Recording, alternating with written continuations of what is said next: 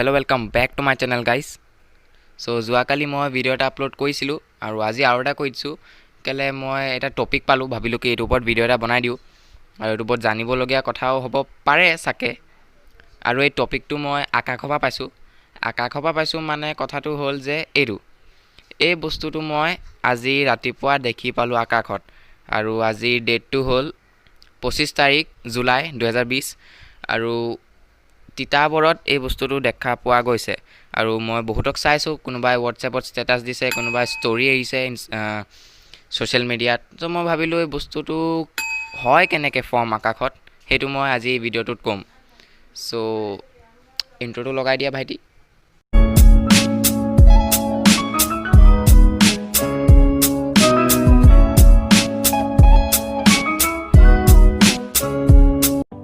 পৃথিৱীৰ পৰা 20,000 ফিট ওপৰত আকাশত 20,000 ফিট ওপৰত ট্ৰপোস্ফিয়াৰ থাকে আৰু সেই আপাৰ ট্ৰপোস্ফিয়াৰত পাতল ক্লাউডছ থাকে যেখিনি লেয়াৰ বহুত পাতল থাকে আৰু সেইবিলাকক সিৰাছ ক্লাউডছ বুলি কোৱা হয় আৰু সেইবিলাক সিৰাছ ক্লাউডছৰ ভিতৰত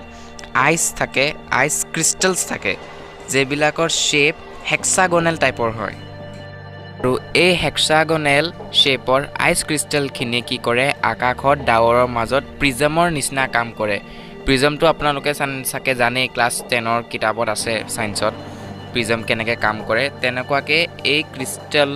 আইছে আকাশৰ প্ৰিজমৰ নিচিনা কাম কৰে আৰু যেতিয়া সানলাইট এই ক্ৰিষ্টেলছখিনিত পৰে তেতিয়া কি হয় এই ক্ৰিষ্টেলখিনি প্ৰিজমৰ নিচিনা কাম কৰে আৰু যেতিয়া পোহৰটো এই ক্ৰিষ্টেলখিনিত পৰাৰ লগে লগে ই হেক্সাগনেল শেপৰ হোৱাৰ কাৰণে 22 ডিগ্ৰীত লাইটটো ৰিফ্লেক্ট কৰি দিয়ে আৰু 7টা ডিফাৰেণ্ট কালাৰ্ছ প্ৰডিউচ কৰে আৰু সেইবাবে সানলাইটৰ 22 ডিগ্ৰী এংগলত ৰিফ্লেক্ট হোৱাৰ কাৰণেই সূৰ্যৰ চাৰিওফালে এটা ৰিং বনি যায় আৰু এই ৰিংটোক সূৰ্যৰ চাৰিওফালে যোনটো হয় এইটোক হেলো ৰিং বুলি কয় আৰু এই যোনটো প্ৰচেছ মই এতিয়া ক'লোঁ এই প্ৰচেছটোক হেলো ফেনোমেনন বুলি কোৱা হয় তো সানলাইটৰ এটাও ৰিফ্লেক্টেড পাৰ্ট সেই ৰিংটোৰ ভিতৰত সোমাব নোৱাৰে সেইবাবে কেতিয়াবা সেই ৰিংটো এটা হোলৰ নিচিনাও দেখি পোৱা যায় আৰু এই হেলো ফেনোমেননটো অকল সূৰ্যৰ লগতে নহয় এইটো মুনতো হয় চন্দ্ৰৰ লগতো এইটো কেতিয়াবা দেখি পোৱা যায় তো সানৰ লগত যোনটো হেলো হয় ৰিং আৰু মুনৰ লগত যোনটো হেলো ৰিং হয় সেইটো তাত এটা পাৰ্থক্য আছে যে সানৰ লগত যেতিয়া হেলো ফেনোমেনন হয় তাত একো প্ৰবলেম নাই এইটো নৰ্মেলি হৈ থাকে কিন্তু যেতিয়া মুনৰ লগত এইটো হয় তেতিয়া এইটো এটা ইণ্ডিকেশ্যন হয় যে ধুমুহা বতাহ বা বৰষুণ আহিব পাৰে কিছুমান সাইণ্টিষ্টৰ মতে কোৱা আছে যে এই সান হেলোটো নেকেড আইজ দি চাব নালাগে এইটো আপোনাৰ চকু বেয়াও কৰিব পাৰে তো এনেকুৱাকৈ